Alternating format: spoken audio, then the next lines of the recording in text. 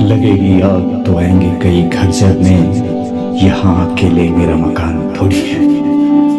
राहत दौरे की ये पंक्तियां बहुत कुछ बयां कर रही हैं उन सभी लोगों के दर्द का जो ये सोचते हैं हालात बदल चुके हैं। एक बार झांक कर देखिए बांग्लादेश की गलियों, जरा नजरें डालिए उन चौराहों पर जहां चीख पुकार और आतंक का सरेआम खेल चल रहा है। आज आपको वही ले जाने आया हूं। नमस्कार, मैं विवेक यार ब्लॉग्स के प्लेटफॉर्म पर आप सबका स्वागत करता हूं। और जरा दिल थाम कर बैठिए, क्योंकि जो हकीकत में आपको दिखाने जा रहा हूं आपको झकझोर कर रख देगा। होश पाता हो जाएंगे आपके जब आप चीखते बच्चों को बेसहारा भटकते देखेंगे।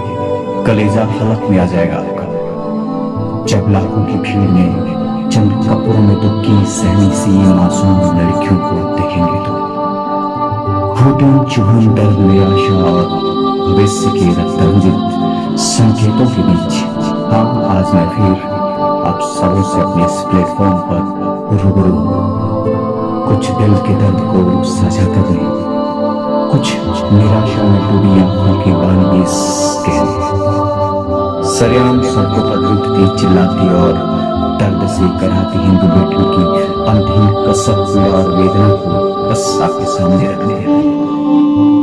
जी हाँ, अब तक आप समझ चुके होंगे मैं कहाँ की बात कर रहा हूँ।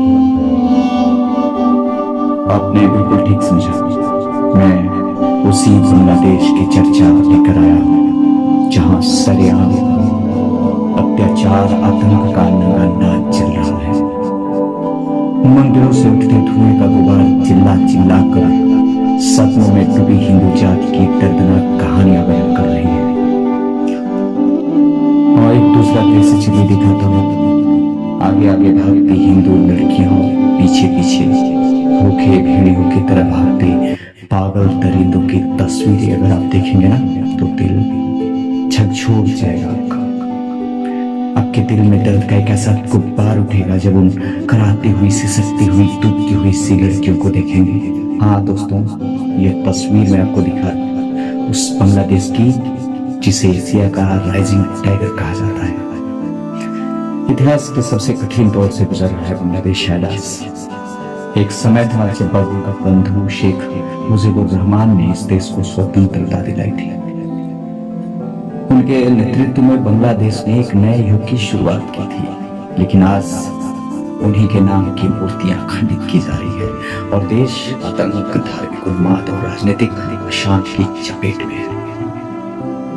देश के प्रमुख विश्वविद्यालयों और शैक्षणिक संस्थानों में आंदोलनकारी छात्रों का एक वर्ग अब हिंसा और आतंक का पर्याय बन गया है। सोचिए दोस्तों, जिस देश का भविष्य आतंक के रास्तों पर बढ़ गया हो, भला कैसे बन सकता है वो देश दुनिया का राइजिंग स्टार। हाल ही में बंगबंधु की मूर्ति को खंडित करने की घटना ने पूरे देश को स्तब्ध कर दिया है और सोचने पर विवश कर दिया है कि आखिर उस व्यक्ति के का गुनाह क्या था। उस व्यक्ति ने सैकड़ों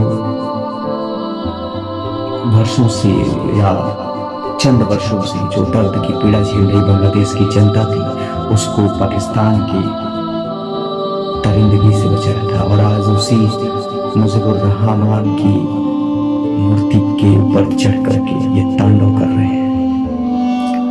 इस मूर्ति को तोड़ने वाले छात्र न केवल अराजकता फैला रहे हैं, बल्कि देश के सबसे महत्वपूर्ण नेता की विरासत पर हमला कर रहे हैं। इन घटनाओं ने न केवल बंगबंधु के समर्थकों को दुखी किया, बल्कि पूरे बांग्लादेश में स्थिरता और भय का माहौल बना दिया है। आंदोलनकारी छात्र जो कभी बेहतर शिक्षा और अधिकारों की मांग करते थे, अब कट्टरपंथी समूहों के हाथों का खिलौना बन गए हैं।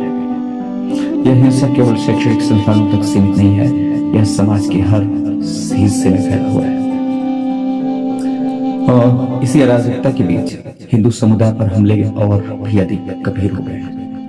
बांग्लादेश में हिंदू अल्पसंख्यक सदियों से शांतिपूर्ण तरीके से रह रहे हैं, लेकिन आज वे अचानक आतंकवाद और कट्टरता का निशाना बन गए हैं।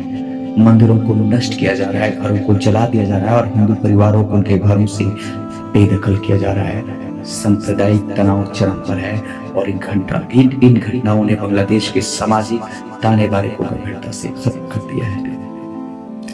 हिंसा और अराजकता का यह दौर केवल धार्मिक समुदायों तक सीमित नहीं रहा।